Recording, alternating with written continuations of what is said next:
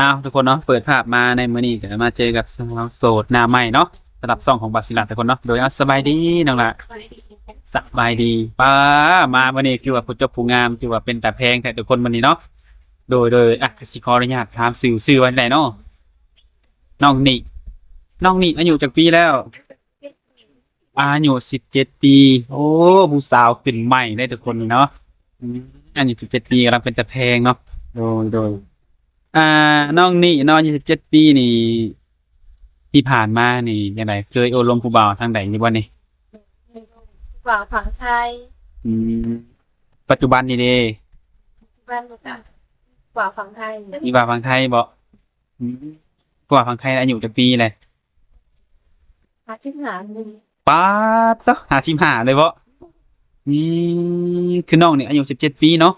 แต่ว่าลมผู้บ่าวอายุ55ได้เห็นหน้าเห็นตาเพิ่นแล้วบ่เลยได้เห็นบ้างโอเคบ่สามารถแบบจังไดเอาตรงๆก็คือสามารถเอามาเป็นผัวเป็นเมียได้แม่นบ่นี่โอ้คุยกันได้จักมื้อแล้วนี่ 2 เดือนแล้วป๋อสีขาวเดือนแล้วทุกคนเนาะโดยอ่ะคือน้องคนนี้ก็บ่ธรรมดาเป็นได้คือน้องคือว่าลมผู้บ่าวอายุหลายแท้มักบ่ใจมักบ่ฝึกใส่ใจอะนะดูเลยเหมือนเราพูดเด็กมักแบบนี้เนาะแต่ว่าตั้งแต่คุยกันมาเพิ่นก็ได้ใส่ใจเด้อได้ดูแลเฮาอยู่บ่โอ้โดย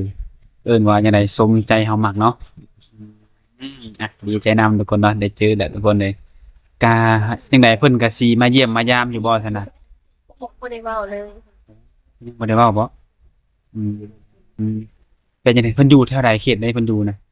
รู้อยู่บ่ คนเอะใจคนยังไม่ได้บอกพ่อ เพิ่นยังบ่ได้บอกเนาะโอ้ติดต่อทางอัน YouTube บ่ติดต่อให้อืมโดยว่าแต่น้องนี่เคยลงไผบ่ซะยังบ่เคยเลยบ่โอ้ถ้าเพิ่นแบบให้ไปหาเพิ่นที่เพิ่นไปอยู่บ่นี่หนูก็สิไปโอ้สิไปอีกโอ้บ่ธรรมดาทุกคนเนาะอืมเป็นจังไดน้องคือว่ามั่นใจแล้วก็เชื่อใจอ้ายเพิ่นเป็นจังไดแต่ว่าแบบจะคุยกันมาจนรู้สึกแบบว่าแต่ว่ารู้สึกว่าดีขนาดโอ้เอิ้นว่า ความมั่นใจเราเกิดจากการอบรมกันเนาะเริ่มจากการคุยกันแม่นบ่ได้เฮ็ดให้น้องนี่มีความรู้สึกว่าอ้ายผู้นี้นี่คือสิโอเคเนาะเพิ่นคือสิมักเราแท้หรือว่าจริงจังกับเราเนาะแต่อ้ายเพิ่นเคยมีลูกมีเมียมาก่อนบ่น้องก็บ่ได้ว่าบ่ได้ติโดยได้เห็นหน้าเห็นตากันแล้วแม่นบ่โอ้โอ้ทุกคนเนาะมามื้อนี้ก็จังได๋คือน้องนี่ตั้งแต่ล้มกับเพิ่นคนเดียวบ่ตั้งแต่เปิดใจมานี่อืม แล้วเพิ่นก็บ่ได้บอกว่าปิดใจให้อ้ายหยังจั่งซี้เพิ่นบ่ได้บอกบ่ได้บอกโอ้ก็แสดงว่าเพิ่นนี่ก็ยังให้โอกาสน้องอยู่เนาะให้โอกาสน้องแล้วก็ให้เวลาน้องอยู่นี่โอ้แต่ว่าน้องนี่คือคิดว่าผู้นี้แหละแม่นบ่ผู้นี้แหละสิยึดเพียงคนนี้แหละแม่นบ่โอ้โดบ่ธรรมดาเนาะเมื่อเฮานี่เปิดใจหาคู่เนาะหรือหาแฟนเนาะหรือหาคนคุยเมื่อเฮาเจอแล้วเฮาก็จะหยุดแค่แค่คนเดียวเท่านั้นเนาะ อืมก็หวังว่าผู้ชายคนนั้นเนาะจะมีความซื่อสัตย์และจริงใจให้กับน้องและน้องก็สิมีความซื่อสัตย์และจริงใจต่ออ้ายคนคือกันเนาะอืมโดยเป็นจังไดมื้อนี้มาอยู่ไห้อยู่นาดำนาบ่มาดับซาสวยเอือนนาสวยเอื้อยนาเจ้าของดำแหละคนได้ดังกล้ายาวเลยอืมอ้ายเพิ่นก็บ่อยากมาดำนาซอยแหน่บ่ซะอ้ายประเทศนาเป็นอยู่บ่บอกเฮ็ดบ่เป็นเนาะโอ้ให้เพิ่นหาเงินจ้างให้เนาะเฮ็ดนาบ่เป็นก็มันก็มีข้อดีและข้อเสียกันนั่นแหละอืมอืมบอกดังเพราะแต่อ่าทางน้องนี่เด้เนาะเป็นลูกสาวคนที่เท่าไหร่ในเรือนนี่นะตัวก็หูคือกันน้องนี่นี่ได้บอกทำไมแยกทางกันแล้วก็บ่ฮู้เลยโอ้เอาน้องอยู่กับไผตั้งแต่น้อยจนใหญ่มานี่มันก็ป้าคือป้าลุงเป็นคนเลี้ยงเอาง่ายๆคือป้ากับลุงนี่ซ้ำพ่อแม่เขาแล้วเนาะโอ้แต่ก็บ่ฮู้อีกว่าตัวเองนี่เป็นลูกสาวคนที่หนึ่งที่สองที่สามลูกสาวหลาบ่ฮู้แม่นบ่ป้าก็บ่ได้เล่าให้ฟังบ่อืโดยบ่เป็นหยังทุกคนเนาะแต่ว่าอ่าพ่อกับแม่เพิ่นก็บ่ได้ติดต่อมาเลยแม่นบ่ต่อมาเลยอืมปัจจุบันยังอยู่กับป้าเนาะป้ากับลุงนี่อายุหลายปานใดแล้วนี่ ป้าอายุประมาณ50ลุงประมาณ60สิ โอ้ถือว่าเพิ่นก็อายุหลายพอสมควรเลยเนาะป้ากับลุงเนาะอืมแต่อยู่ในเฮือนทั้งเบิดมีจักคนกันทั้งเบิดเลยนะ6 คนเนาะอืมอาจจะมีลูกของป้านำแม่นบ่ดูๆแต่ว่าน้องนี่อายุ17 ปีนี่เรียนเนาะไสน้องน่ะม .4 แล้วออกบ่เป็นจังไดคือว่าออกคือบ่ต่ออีกน้องน่ะ ที่ว่าได้แบบ เป็นจังได ทำกับบ่ค่อยมีโอ้มีปัญหาเรื่องด้านการเงินอืมก็เลยจบม .4 แล้วก็ออกมาแม่นบ่แม่นอยู่ก็ส่วนหลายก็จะมีปัญหาเรื่องการเงินนี่แหละเนาะการทำเรียนนี่ก็ออกมาจบเรียนนี่จักปีแล้วน้องล่ะจบนี่ ประมาณ3ปี 3-4 ปีแล้วโอ้คันต่ออีกก็สิจบได้หมด7นี่เนาะ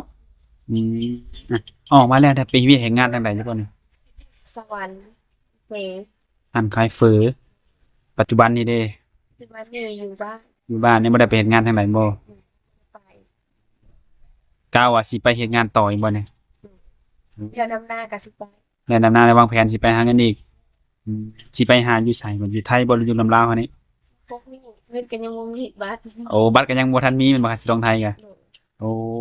โดยๆอ่ะเพิ่นบ่มีบัตรก็มีแต่ว่าหาอยู่นำลาวให้เราไปก่อนเนาะคันสายได้เงินบัตรเนาะอืมบ่แน่เด้บางทีแบบอ้ายเราดูแลเนาะรับเลี้ยงดูแลอาจจะบ่ได้ไปไสก็ได้มักสิบ่ผู้ชายที่ดูแลนี่ มักสุดเลยแม่นบ่อืมก็บ่แน่เนาะบางทีน้องมีความซื่อสัตย์ต่ออ้ายเพิ่นเนาะแล้วก็มีความจริงใจต่ออ้ายเพิ่นจะอาจจะดูแลตลอดไปก็ได้ตัวนี้เนาะ จังไดก็คือว่าแหละก็นี่คือแบบ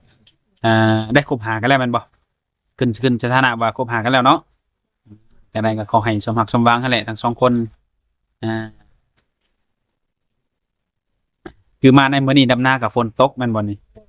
ฝนตกกระดำบ่หนาวบ่อ้ายเพิ่นก็ฮู้อยู่บ่ว่าดำนาตัวเองแม่นคุยกันมื้อหนึ่งจักเทื่อกับอ้ายเพิ่นจังว่าได้เป็นแฟนกันไว้ดอก เวลาจะลงขึ้นไปถ้าน้องบ่บานก็มีแต่บอกไปว่าน้องบ่บานพวกนั้นใจ ง่ายๆสบายๆโอ้สมพรน้องจังว่ามักอ้ายผู้นี้เนาะคือแบบน้องบ่วางเด้ออ้ายมันก็ให้เวลาน้องแม่นบ่เพิ่นบ่ได้จู้จี้จุกจิกแม่นบ่เพิ่นกินเหล้ากินเบียร์สูบยาบ่โอ้เป็นคนรักษาสุขภาพนี่น้องได้กินบ่เหล้าเบียร์ อย่าว่าน้องกินแต่น้องก็บ่ได้กินแม่นบ่อืมโดย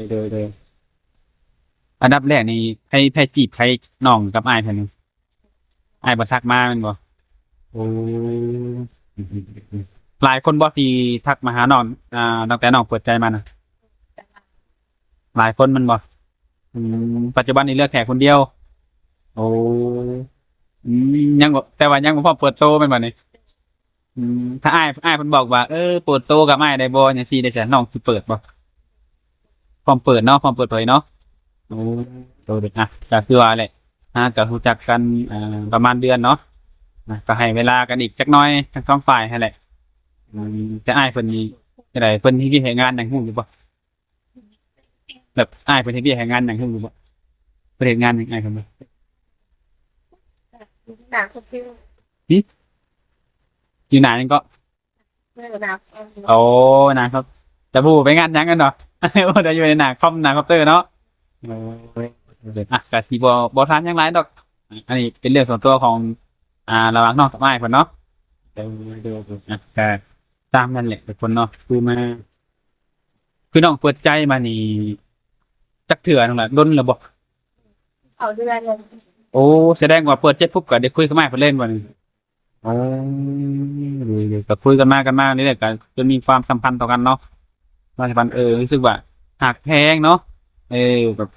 ต่างคนต่างตรงสเปคกันแบบนี้นะอืมอืมอ่ะแต่ถ้าหากว่าพอเพื่ออนาคตข้างหน้าน้องล่ะเนาะแต่ว่าน้องเนี่ยตกลงปรงใจกันแบบเพิ่นอยากได้น้องไปอยู่นำเพิ่นอยู่ฝั่งไทยไปได้บ่นี่โอ้ไปอยู่นำได้อีกอืมก็ดีตัวน้องหลานแบบนี้เนาะเออคือน้องนี่บ่ได้มีปัญหาเรื่องการนี้เนาะอืมคุยกันมานี่เพิ่นได้ถามเรื่องหยังค่าสินสอดค่าดองน้องแล้วบ่